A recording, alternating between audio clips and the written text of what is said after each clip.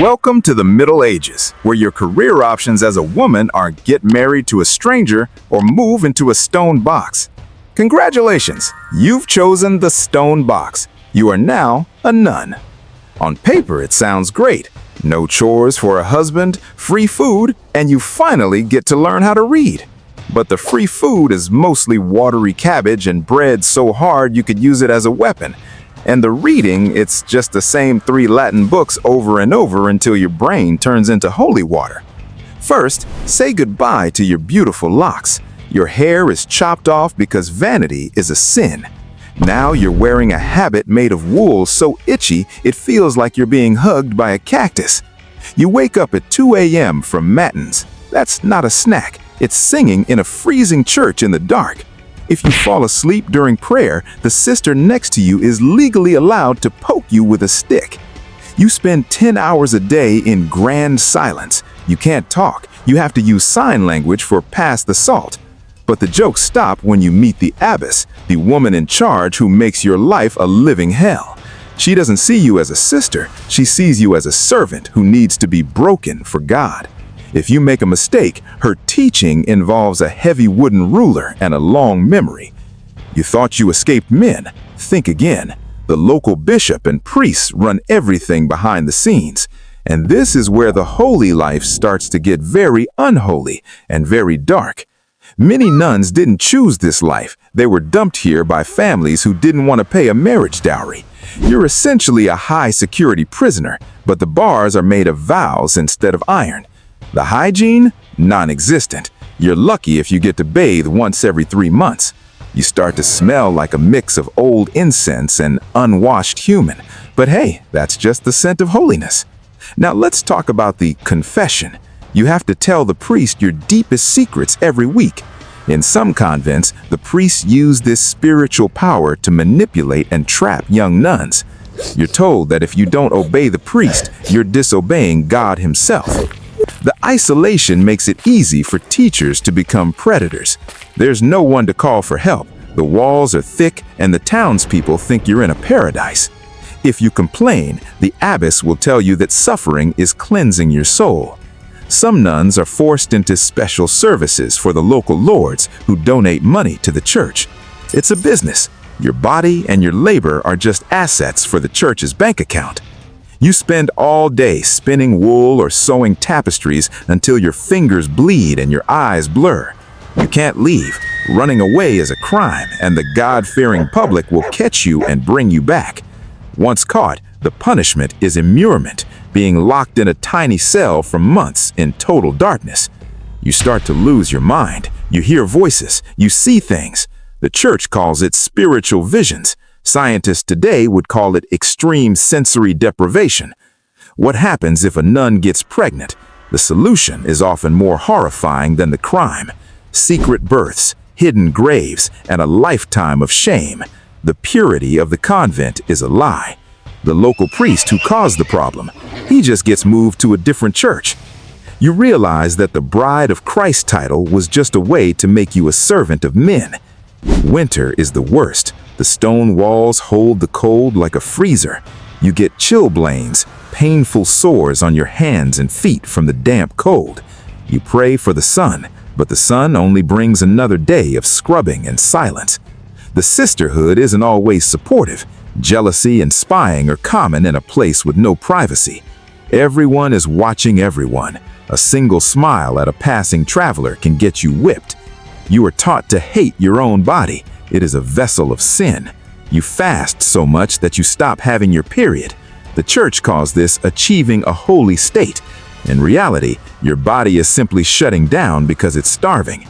The abbess watches you fall and simply says, "Pride made her weak." You start to wonder, if God is love, why are his homes so filled with pain? There are no doctors. If you get sick, you get bloodletting and a prayer. Most nuns don't live past 40. The work, the cold, and the stress eat them alive. You came here for peace, but you found a war zone where the enemy is wearing a robe. And the worst part, this is only the beginning of your 30-year sentence. Let's talk about the nights. The nights are when the holy walls become a prison of terror. In the Middle Ages, nuns had zero legal protection. They were considered dead to the world. This meant that if a priest or a high-ranking official entered the convent, your no meant nothing. Many nuns suffered through systematic sexual abuse, framed by the predators as spiritual cleansing.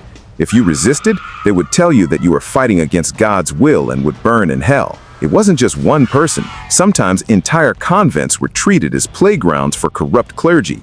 You were trapped in a cycle of assault and then forced to confess your sins to the very men who hurt you.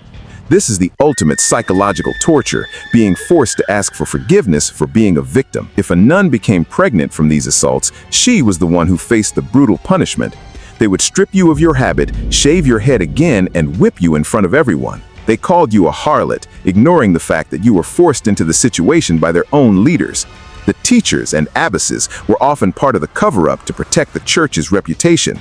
You were told to stay quiet for the sake of the order, or you disappear into the in pace cells.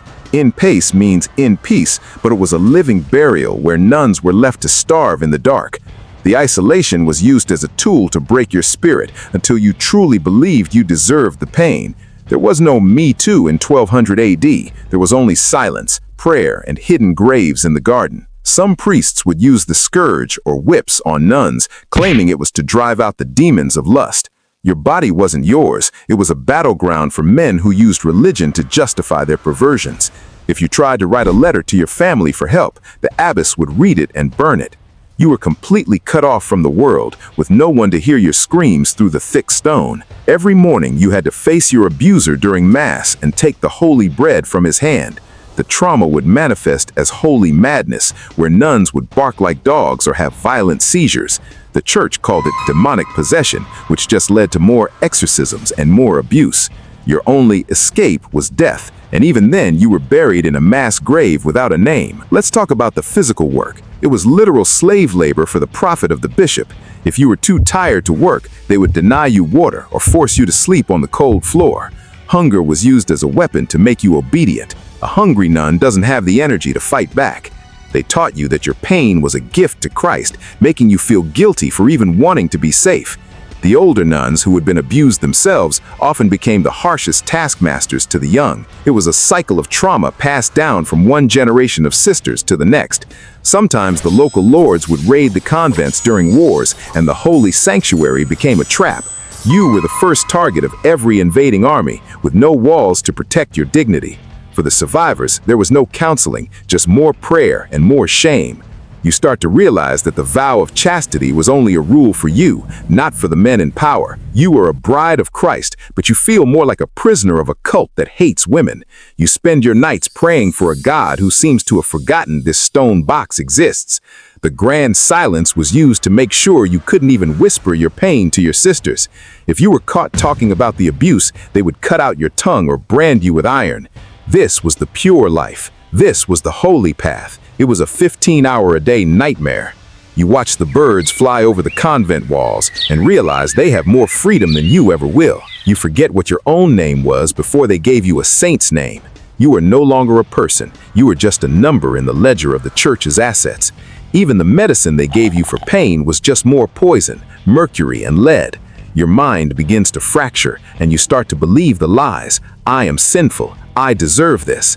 It sucks to be a medieval nun, because the very place meant to save your soul is the place that destroys it. You are a ghost while you are still alive, wandering through cold halls in a white shroud. The history books call this the age of faith, but for you, it was the age of fear. You gave up your life for a promise that was broken the moment you stepped inside. And when you finally die, the world continues as if you never existed at all. That is the true horror of the habit. It's a costume for a victim in a play that never ends.